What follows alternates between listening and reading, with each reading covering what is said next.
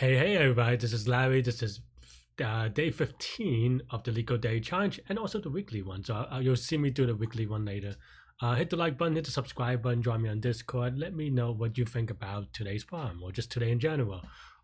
Also, I mean, you're not here for the World Cup update, but Argentina, France, right? Let me know which one you're rooting for.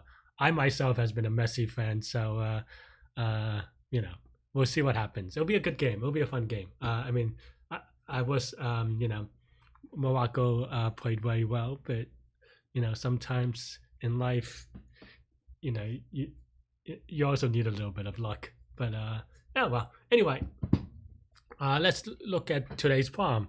1143, longest common subsequence.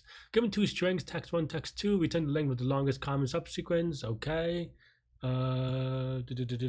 I mean, this is pretty standard. N is equal to 1,000, so it's gonna be n square. I mean, don't really know. I mean, I'm gonna do it tops down and then hope that is fast enough. Let me see. Okay, maybe that was half cheating, but just because I think usually this is actually done bottoms up because it's very straightforward to do so, but I'm going to do it tops down because I like explaining tops down. And this seems like a dynamic programming week, so I'll see how much effort I put into it. But I think it's either this one or something very similar to it is one of my dynamic programming progression videos, so definitely check that out. You have and in that video I go over writing the recursive function, kind of converting it as best as you can to a bottoms up, and then after that, if possible, and it's not always possible, using a space optimization based on that. So definitely check that out if you want to level up your dynamic programming. Though who knows, maybe you can just ask OpenAI to do it for you. Anyway, okay, so yeah, so now let's do it. The idea, and we're not gonna, or I'm not gonna go over the substring stuff again just because we did it yesterday. Definitely check that video out if you're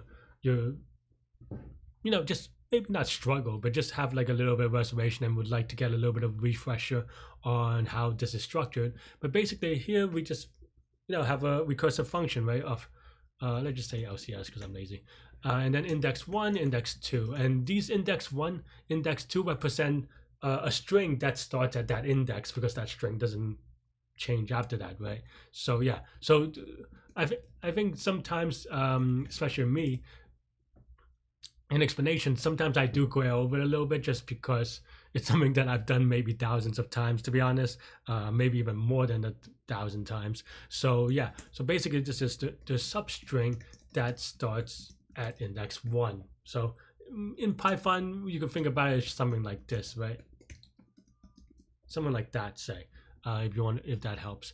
But yeah, so if index 1 is greater than n1, then we return 0 because there's no strings to be matched. And of course, I guess I can just put it up here. I actually like writing it out differently just in case sometimes, but today I feel like this is an easy fix, right?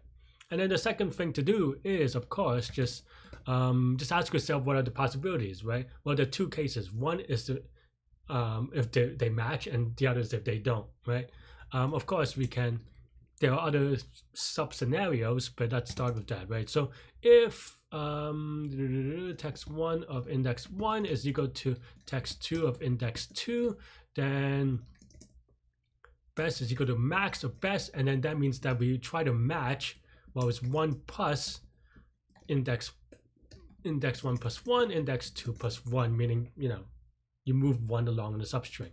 The other thing that you can do, of course, is just take off one of the other ones, right? So then here is just no, you got no match. So yeah, so something like this or something like this. So basically taking, and of course return best. And of course, I mean, you've been doing dynamic programming for the last week, hopefully. So so you probably can guess what I'm going to say. This actually ran pretty okay because I guess these inputs are silly, but you are going to get time limit exceeded, especially when you get n equals 1,000. So the thing that I always try to say is that, well, And this isn't particular to dynamic programming per se, but it is way particular. The dynamic programming aspect comes from the fact that you know that you're going to take advantage of the overlapping subproblems, where memorization by itself, technically speaking, if you want to, depends how pedantic you want to get, it just talks about like, okay, you have a function. If you give the same input, you get the same output. So let's save it somewhere so you don't have to do the expensive part again. And the expensive part, of course, is the recursion. So okay. So yeah, and of course this is gonna be yeah.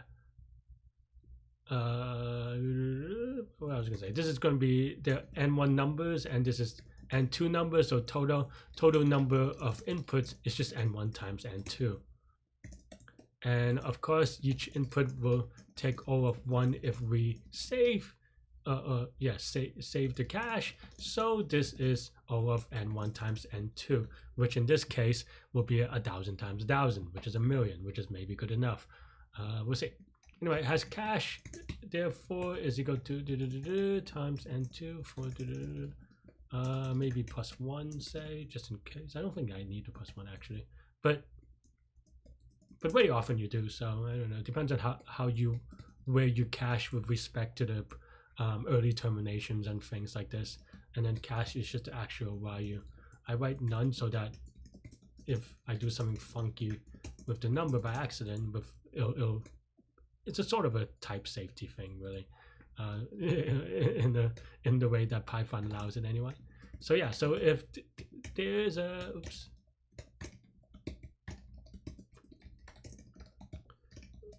So yeah, this is very standard stuff that you probably see me done a lot of times. So I'm not going to, go over it too much today, just because I guess I have a second problem and want to get to it.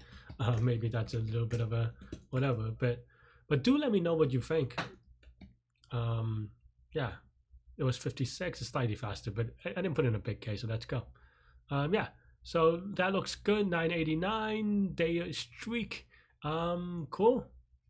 Like I said, n sub 1 times n sub 2 is the time, and space as well for the same reason, because each input will require all of one space. And that's not always the case, even though it seems natural to kind of just always kind of go robotic. And I don't think in Leetcode that I've seen one where we use more than over one space, but you can imagine that maybe you want a list for, I don't know, combinatorial reasons, and you return a list. Then in that case, for example, if you take O of n space per input, then this would be n cubed, right? Or something like that. Anyway, I'm not going to get into that much because this doesn't actually apply here, but that's all I have for this one. Let me know what you think. Stay good, stay healthy, to good mental health. I'll see y'all later and take care. Bye bye.